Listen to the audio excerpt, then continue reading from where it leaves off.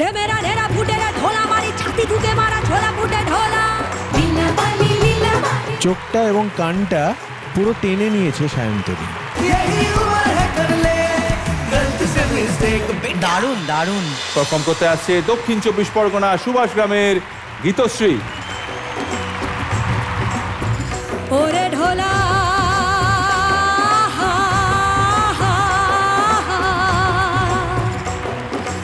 রে মেরা নেরা ফুটে রে ঢোলা মারি ছাতি ঢুকে মারা ঝোলা ফুটে ঢোলা। এ ঢোলা মত আ।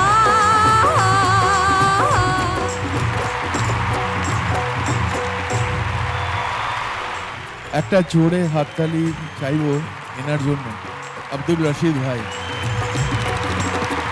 आप कहाँ से हो थोड़ा बताइए। ये राजस्थान जोधपुर।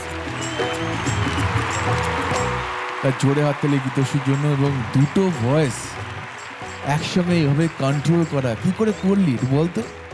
আসলে প্রথমত আমি এখানে বা এই মঞ্চে প্রথম থেকে যে ধরনের গান গেয়ে আসছি, এই গানটা তার মধ্যে আমার কাছে সবচেয়ে বড় চ্যালেঞ্জ ছিল, কারণ এই মাঝখানের পার্টগুলো আমার জনের নয়। তো এই গানটার জন্য আমাকে ভীষণ আলাদাভাবে নিজেকে গ্রুম করতে হয়েছে, কারণ আমার ভয়েসের ওজন একটু কম। তো এর জন্যে মানে আমি থ্যাঙ্কস জানাতে চাই আমার গ্রুমার্সদের, কল্যাণ স্যার, ঝুমুর ম্যাম এবং সৌমেন স্যার এবং প্রতিজিৎ স্যার।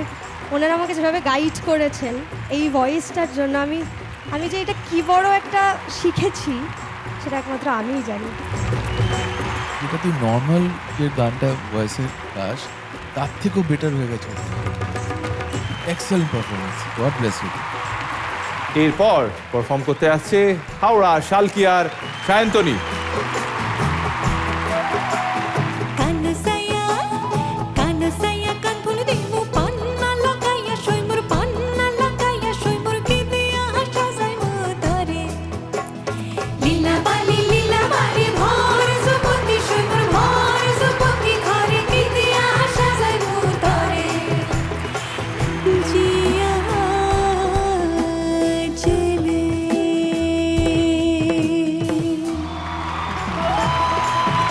এত সুন্দর আবহ তৈরি হয়েছে এখানে, সবার ভূমিকা মুখ্য, সবার জন্য একটা জোরে হাততালি হয়ে যায়।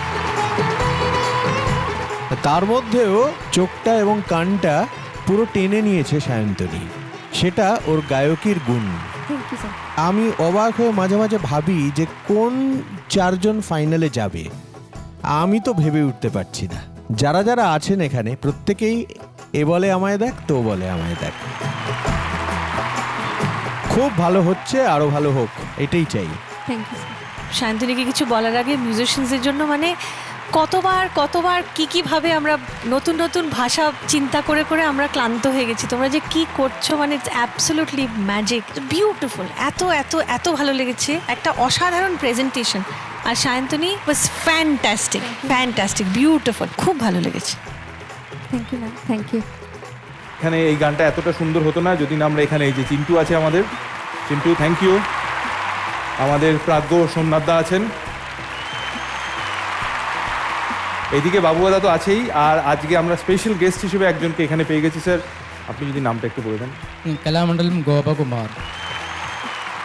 তো এইবার সায়ন্তনী অন্য বিষয়টা নিয়ে আমরা একটু আলোকপাত করি। দেখো তোমরা তো জানোই যখন সারেগামাপা খুব দুঃখের সঙ্গে বলছি শেষ হয়ে যাবে, তখন কি হবে? তখন ওরা অলরেডি জি বাংলার কাছে আবেদন জানিয়েছে, ওরা একটা ধারাবাহিক ইতিমধ্যেই মোটামুটি 150 পর্ব ওরা লিখে ফেলেছে। সিরিয়ালটার নাম ওরা আপাতত দিয়েছে মুখার্জি সংসারের গল্প। ও হচ্ছে বাড়ির বড় বৌমা পদ্মাবতী মুখোপাধ্যায়। গীতশ্রী হচ্ছে কনকলতা মুখার্জি, বাড়ির মেজ বউ। প্রমি হচ্ছে বাড়ির কুচুটে ননদ। ছোট বৌমা ছিল অনন্যা, ছোট ছেলে আবার ব্যবসায়ী, সেই জন্য সে অন্যান্য, তো এখন বাইরে কোথাও আছে। ওই ট্র্যাকটা একটু সব অন্যদিকে থেকে মজার কথা হচ্ছে বৌমাদের যে বরেরা, এদের কোনো এক্সিস্টেন্স নেই। খুঁজে পেয়েছি, খুঁজে এসছে, পেয়েছে, এই ট্র্যাকে এসছে, খুঁজে পেয়েছে পুরুষ বলেছে। চরিত্র এসছে। দাঁড়াও, গীতশ্রীর বর হচ্ছে সৃজন কালীচরণ মুখুজ্জে, যে কোনো কাজের নয়।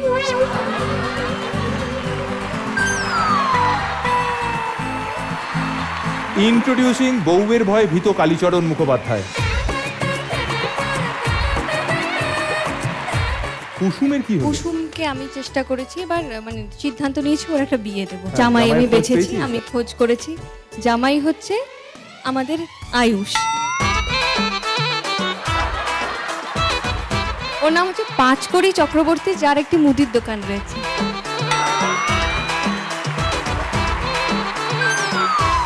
মুখার্জি সংসারে নতুন মোড়। কুসুমের জীবনে আসতে চলেছে সেই স্বপ্নের পুরুষ, যার আছে একটি মুদির দোকান। ইন্ট্রোডিউসিং পাঁচকুড়ি মুদি।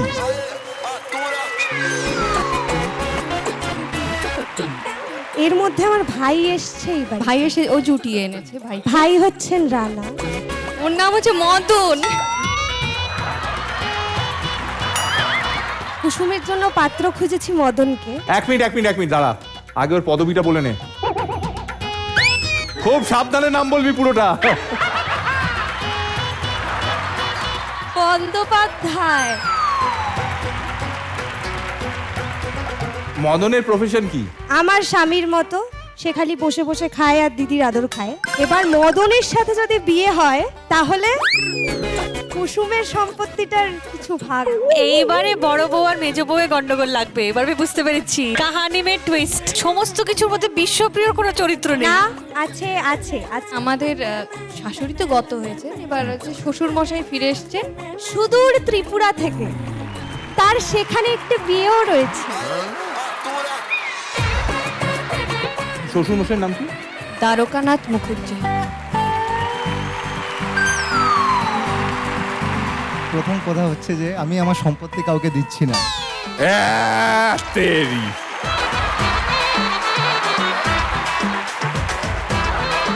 মেজ বৌমা বলছে যে ওর ভাই মদনার সাথে নাকি বিয়ে মদনা? দেবে।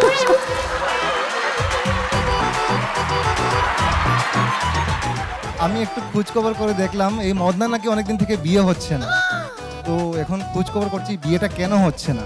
যদি দেখি সবকিছু ঠিকঠাক থাকে তাহলে একটু ভাববো আমি। মদন, তুমি কি বিয়ে করতে চাও?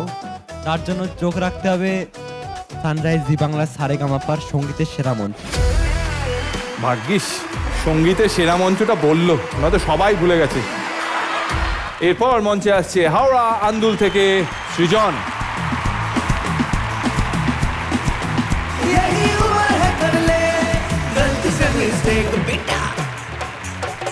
উত্তর পথে আগা দক্ষিণ পথে আগা ঘুরে মারবে তো গালি পারবে তো খেয়ে জনি না শুনি খেয়ে জনি না শুনি কোন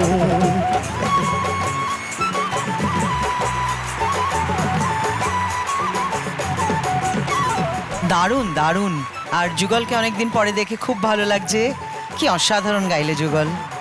পুরো এপিসোড জুড়ে আমরা যেই যেই প্রভিন্সে গেলাম প্রত্যেকটা প্রভিন্সে আমাদেরকে নাচিয়ে দিয়েছে। সৃজন খুব ভালো, খুব এনার্জেটিক, এবং এই দুটো গানের যে এরকম মেলবন্ধন হতে পারে এটা একমাত্র রথিজিতের মাথা থেকেই বেরোতে পারে, আর কারো মাথা থেকে বেরোবে না।